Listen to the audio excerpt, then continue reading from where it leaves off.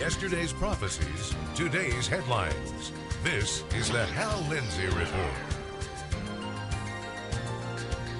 And now, Hal Lindsey. Good evening and welcome to this edition of the Hal Lindsey Report.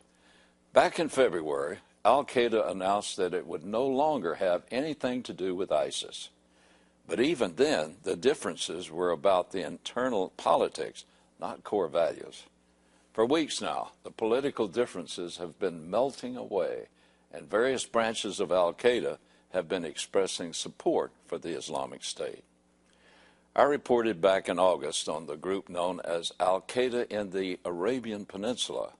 They are considered by the U.S. intelligence to be the most dangerous of all Al-Qaeda franchises. They said at that time, we announced solidarity with our Muslim brothers in Iraq against the crusade, meaning Christians. 2 weeks ago, they released a new statement of support, this one even stronger. We urge all mujahideen, which means Muslim fighters, to set aside their differences and interfactional fighting and move instead against the crusade targeting all jihadists. We also urge all Muslims to back their brethren with their souls, money, and tongues against the crusaders. Recently, the Fiscal Times ran an article saying, the merger of ISIS and Al-Qaeda could cripple the civilized world. In it, they quoted Hisham al-Hashimi, a Baghdad-based expert on ISIS. I have been monitoring Al-Qaeda's leaders' rhetoric towards Baghdadi. They are getting softer and softer. Mitigating against a full-scale merger of Al-Qaeda and ISIS is the presence of ISIS leader Abu Bakr al-Baghdadi. He believes, like many other radical Muslims, that the world should be one Islamic caliphate. But they disagree on who should be in charge. Naturally, al-Baghdadi believes the position is his. Even more revolting to those outside of ISIS, many of al-Baghdadi's followers now claim that he is the long-awaited Mahdi, the Muslim Messiah. He acts like he thinks he is also.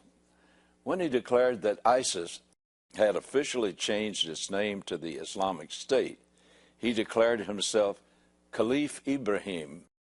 He now calls himself the Caliph of all Muslims and the Prince of the Believers. To top it all off, he recently began claiming to be a direct descendant of Muhammad. In ISIS meetings, his followers maniacally chant, the caliphate is established. I don't expect a long-term reconciliation among radical Muslims, but I am concerned that their extreme hatred of Christians and Jews of the United States and Israel may cause them all to accept a temporary truce. That would be dangerous for the whole world. Last week, I called radical Islam a contagion. Presently, the most virulent form of that contagion is ISIS. A few weeks ago, the New York Post wrote, Pakistan isn't losing any sleep over ISIS. Just 2 weeks later, the same newspaper said, Pakistan is now wide awake where the Islamic State is concerned. Something happened in Pakistan that changed their feeling of nonchalance into fear. In mid-October, 6 leaders of the Pakistani Taliban switched their long-time allegiance from their spiritual leader of the Afghan Taliban, Mullah Omar, to ISIS and al-Baghdadi. That changed things inside Pakistan.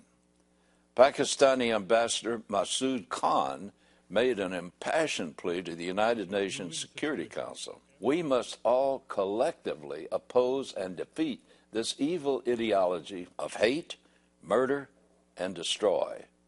He spoke of ISIS as a rising tide of primeval barbarism and criminality. A suicide attack in Pakistan killed at least 54 people just a few days ago. Pakistanis suddenly feel threatened, and that's a big deal for many reasons, including this. Pakistan is a nuclear power. Next door, another nuclear power, India, is also afraid. Al-Qaeda is targeting southern India with what seems to be a successful recruiting campaign. Indian officials believe that in their country, Al-Qaeda and ISIS are working together. Jayant Kudri, India's Director General of National Security Guards, recently said, "If they do have combined operations, we have to prepare for multi-city, multiple terror attacks." The general officer commanding India's prestigious 15th Corps noted, "The emergence of the ISIS flags during protests merits concern and deserves the highest attention of the security agencies to prevent the youth of Kashmir from getting lured into ISIS." The Czech Military Intelligence Service said that Al-Qaeda, like ISIS, is now successfully using social networking as a recruiting tool throughout the European Union. The report cites Facebook and Twitter, where it says, "Radical ideas have been spreading uncontrollably." In other words, radical jihad is contagious and it's spreading. In The Hague, huge crowds chant, "Death to the Jews," while waving their morbid-looking black ISIS flags. Hate speech in the Netherlands is against the law. If you stood on a street corner and preached against homosexuality, they would arrest you. But the city council, the police, and the public prosecutor's office authorized this ISIS-sponsored rally. Dutch Labour Party member Ahmed Marcouch said, "What are these kids doing there in the first place? ISIS is pure barbarism. It is bloodthirsty. We can't allow them to win our children away from us." Marcouch, who is himself a Muslim and a member of parliament, said, "I call on the Muslim community, stand up and don't allow your religion to be hijacked by these idiots." According to Salon magazine, Denmark has spawned more foreign fighters per capita than almost anywhere else. Denmark is afraid because the jihadis are starting to come home. To that obviously dangerous situation, they have a novel solution. They're welcoming the jihadis back. They're providing free counseling to those who want it. They're helping the returning warriors find jobs or to get into various educational institutions. Marie Krarup is a member of parliament representing the country's third leading political party, the Danish People's Party. She said the people taking the soft approach fail to see the problem. The problem is Islam. Islam itself is radical, and its appetite is insatiable. I'll be back in a moment. Last week, The Atlantic published an online article by Jeffrey Goldberg, one of America's top reporters on Mideast affairs. The article is headlined, "The Crisis in U.S.-Israel Relations is Officially Here." The story has caused quite a stir in the press and in the Congress because in it, Goldberg quotes a senior Obama administration official as criticizing Israeli Prime Minister Benjamin Netanyahu in a rather schoolyard fashion. Though not exactly profane, his description of Mr. Netanyahu was undeniably crude and certainly childish as far as showing a lack of respect for the Israeli head of state and one of our most valuable allies in the world. For me, though, the critical point of the story is simply the fact described by the headline, "The Crisis in U.S.-Israel Relations." Every administration, whether it's Republican or Democrat, liberal or conservative, has patches of conflict with other nations, even our closest allies. That's because every nation is a sovereign entity, and every government is charged with protecting and pursuing its own national interest. And sometimes even the best of national friends clash over these interests. But Israel stands apart from the rest of our allies. Obviously, for me, Israel holds a special place in world affairs simply because it is undeniably God's time clock. The most critical portion of God's plan for the end of the age of grace began to unfold with the founding of the nation of Israel in 1948. This is one of the most important themes of Bible prophecy for the last days. That's why Israel figures so often in our reporting on the program. But it's also of critical importance to me, to America, and to the other nations of the world. God himself made an irrevocable covenant with the Jews to return them to the land of Israel in the years just prior to the return of Jesus Christ for his church. And he went further. God promised to bless all of those who will bless and protect his chosen people, the descendants of Abraham, Isaac, and Jacob. And conversely, God promised to curse those who curse or harm them. The United States played a critical role in reestablishing the nation of Israel in 1948, just 11 minutes after the Jews officially declared Israel a nation. U.S. President Harry S. Truman officially recognized the teeny nation and welcomed it into the world's family of nations. Throughout the years since, America and Israel have maintained a sort of big brother, little brother relationship.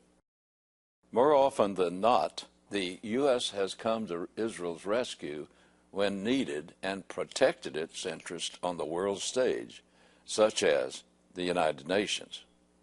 Why?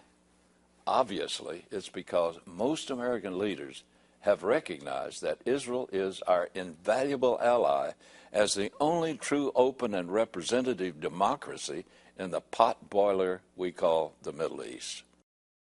Israel is also the West's first line of defense against the exploding threat of Islamic terrorism that is engulfing that region. But there's more than that to the relationship.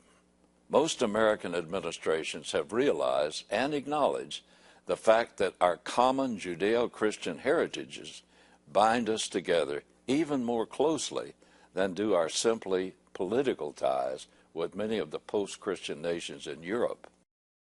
Because we are a nation founded on Christian principles, no matter what anyone says to the contrary, we are spiritually descended from the Jews. Because of these historical facts, their roots are our roots. That's why Muslim radicals across the world, including both terrorist and terrorist states like Iran, consistently call America the great Satan and Israel the little Satan. Like it or not, the Muslims recognize America and Israel as being bound together.